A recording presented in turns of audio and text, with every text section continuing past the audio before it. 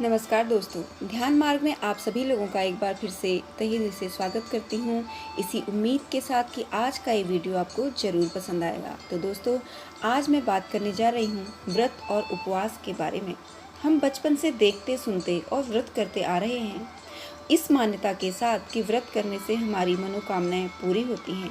पर व्रत कितने प्रकार के होते हैं, किस तरह से करने चाहिए, और भी बहुत सारी चीज़ें हैं जो शायद हमको नहीं पता। तो आइए उसी बारे में कुछ आज गहराई से बात करते हैं। तो दोस्तों, व्रत रखने के नियम दुनिया को हिंदू धर्म की ही देन है।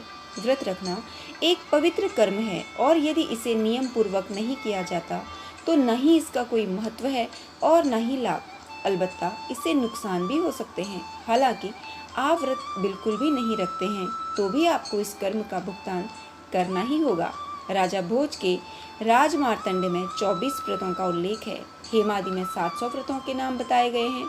गोपीनाथ कविराज ने 1622 व्रतों का उल्लेख अपने व्रत कोश में किया है। व्रतों के प्रकार तो मूलतः 3 हैं: नित्य व्रत, नैमित्तिक और काम्य। नित्य व्रत उसे कहते हैं जिसमें ईश्वर भक्ति या आचरणों पर बल दिया जाता है, जैसे कि सत्य बोलना, पवित्र रहना, इंद्रियों का निग्रह करना, क्रोध न करना, अश्लील भाषण न करना और परनिंदा न करना। प्रतिदिन ईश्वर भक्ति का संकल्प लेना आदि नित्य व्रत हैं। इनका पालन नहीं करते जो मानव, उन्हें दोषी माना जाता है। नैमित्तिक व्रत उसे कहते हैं जिसमें किसी प्रकार के पाप हो जाने या दुखों से छुटकारा पाने का विधान होता है। अन्य किसी प्रकार के निमित्त के उपस्थित होने पर चांद्रायण प्रभृति तिथि विशेष में जो ऐसे व्रत किए जाते हैं वे नैमित्तिक व्रत हैं।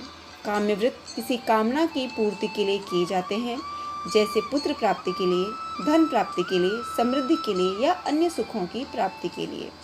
अब बात करते हैं व्रतों के वार्षिक चक्र के बारे में। पहले होते हैं साप्ताहिक व्रत, जो कि सप्ताह में एक दिन व्रत किया जाता है और यह सबसे उत्तम भी माना जाता है। इससे आपके मनोविकारों के साथ साथ आपका शरीर भी स्वस्थ रहता है। पाक्षिक व्रत 15-15 दिन के 2 पक्ष होते हैं, कृष्ण पक्ष और शुक्ल पक्ष। प्रत्येक पक्ष में चतुर्थी, एकादशी, त्रयोदशी, अमावस्या और पूर्णिमा के व्रत महत्वपूर्ण होते हैं। उक्त में से किसी भी एक व्रत को करना चाहिए। त्रैमासिक, वैसे त्रैमासिक व्रतों में प्रमुख है नवरात्रि के व्रत। हिंदू माह के अनुसार पौष, चैत्र, आषाढ़ और अश्विन मास में नवरात्रि आती है। उक्त प्रत्येक माह की प्रतिपदा यानी एकम से नवमी तक का समय नवरात्रि का होता है। इन 9 दिनों तक व्रत और उपवास रखने से सभी तरह के कलेश समाप्त हो जाते हैं। 6 मासिक व्रत, चैत्र माह की नवरात्रि को बड़ी नवरात्रि और अश्विन माह की नवरात्रि को छोटी नवरात्रि कहते हैं। उन दोनों के बीच 6 माह का अंतर होता है। इसके अलावा होते हैं वार्षिक व्रत। वार्षिक व्रतों में पूरे श्रावण मास में व्रत रखने का विधान है। इसके अलावा जो लोग चतुर्मास करते हैं उन्हें जिंदगी में किसी भी प्रकार का रोग और शोक नहीं होता, ऐसा ग्रंथों में भी वर्णित है। इससे यह सिद्ध हुआ कि व्रतों में श्रावण माह महत्वपूर्ण होता है। सोमवार नहीं, पूरे श्रावण माह में व्रत रखने से हर तरह के शारीरिक और मानसिक कलेश मिट जाते हैं। अब बात करते हैं उपवास के प्रकारों के बारे में। प्रातः उपवास, इस उपवास में सिर्फ सुबह का नाश्ता नहीं करना होता और पूरे दिन और रात में सिर्फ 2 बार ही भोजन करना होता है। अर्धोपवास, इस उपवास को शाम का उपवास भी कहा जाता है और इस उपवास में सिर्फ पूरे दिन में एक ही बार भोजन करना होता है। इस उपवास के दौरान रात का भोजन नहीं खाया जाता। एकाहार उपवास, एकाहार उपवास में एक समय के भोजन में सिर्फ एक ही चीज खाई जाती है। जैसे सुबह के समय अगर रोटी खाई जाए तो शाम को सिर्फ सब्जी खाई जाती है।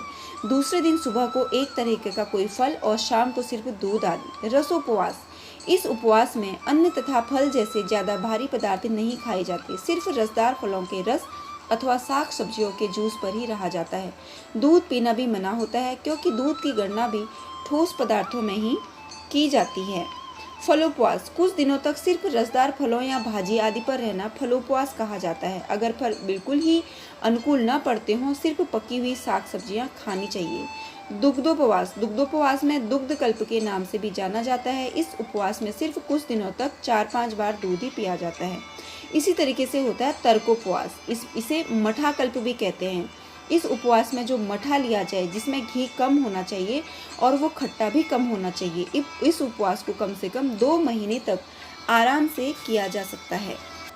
इसके अलावा होता है पूर्ण उपवास, जिसमें केवल पानी का ही सेवन किया जाता है। साप्ताहिक उपवास, उसमें पूरे सप्ताह में केवल एक पूर्ण उपवास किया जाता है। लघु उपवास 3 से लेकर 7 दिनों तक पूर्ण उपवास को लघु उपवास कहते हैं। इसके अलावा 3 तरीके के उपवास और भी बताए गए हैं: कठोर उपवास, टूटे उपवास और दीर्घ उपवास। तो दोस्तों, कैसा लगा आज का ये वीडियो कमेंट करके जरूर बताइएगा। राधे राधे।